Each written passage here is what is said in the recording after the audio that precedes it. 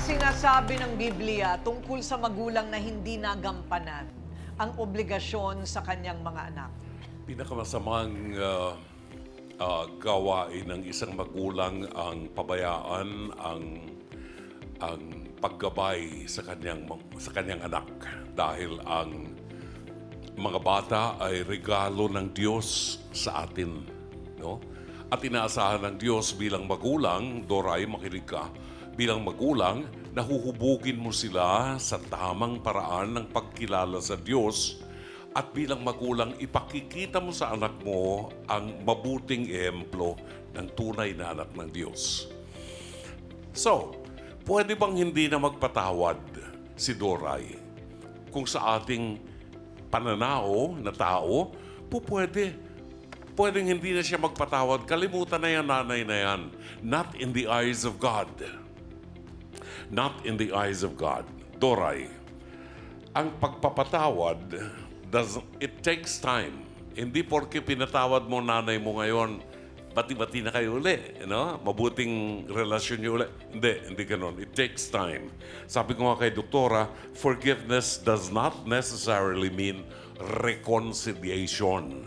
Meron tayong pinatawad pero ayaw na nating makipag-ugnayan sa kanya. Sa case na ito, ang sasabihin ko, Doray, magpatawad ka sapagkat hindi ka pinatay ng nanay mo nung nasa sinapupunan pa niya. Pero malaking pagkukulang niya sa'yo. Tanong, kung hindi ka magpatawad, sinong pahihirapan mo? Ang nanay mo o ang sarili mo? Mananatili ang galit mo sa puso mo at dyan wala kang kapayapaan. Magbalikan na kayo at maglabing-labing na kayo ng nanay mo. Give yourself a time or sufficient time para maibalik yung kanyang pagrespeto mo sa kanya bilang ina.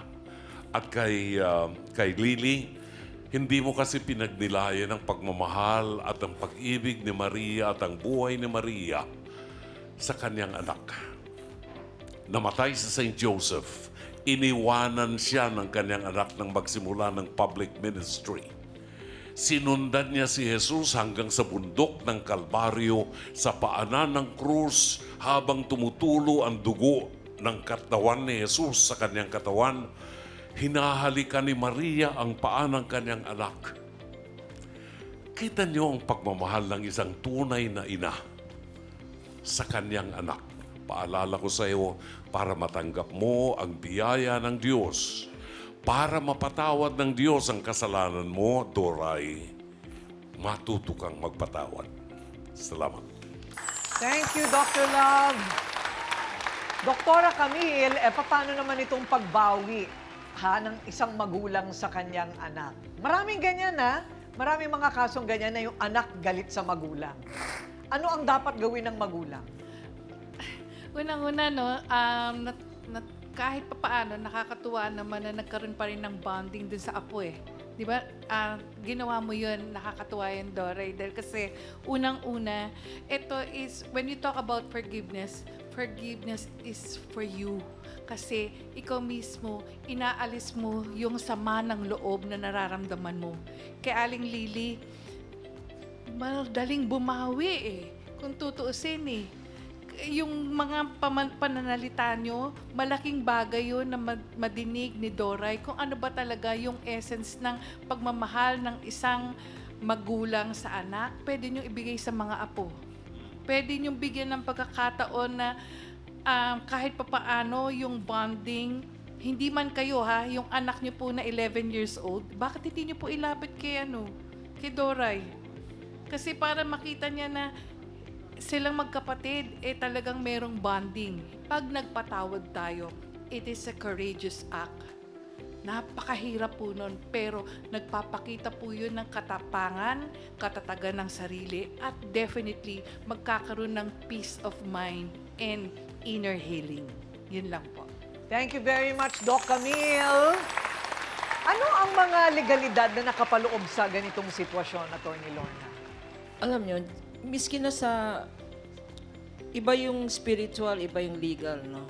Because sa batas, rini-recognize ng batas na pag family ang involved, meron tinatawag na cooling off period. mag-file ka ng kaso, for instance, no, magpa-file ka ng kaso, kung miyembro ng pamilya, automatic yan, 6 months. Bibigyan ng korte ang time for reconciliation. Pero pagkatapos nun, tapos na, deadline na. Ibig sabihin, kung convince ang court na hindi na pwedeng reconciliation, tinitigilan na ng korte yung effort for earnest efforts at conciliation. So may hangganan ang batas. Hindi kagaya ng Biblia na forgiveness is forever. Hindi po. Sa batas po, you suffer the consequences of your action. Sa batas, you pay for your crime first before there is total forgiveness and reconciliation. Yun po ang batas. Justice first before mercy. Ayun, Justice Before Mercy. Ang gandang title ng pelikula niya na.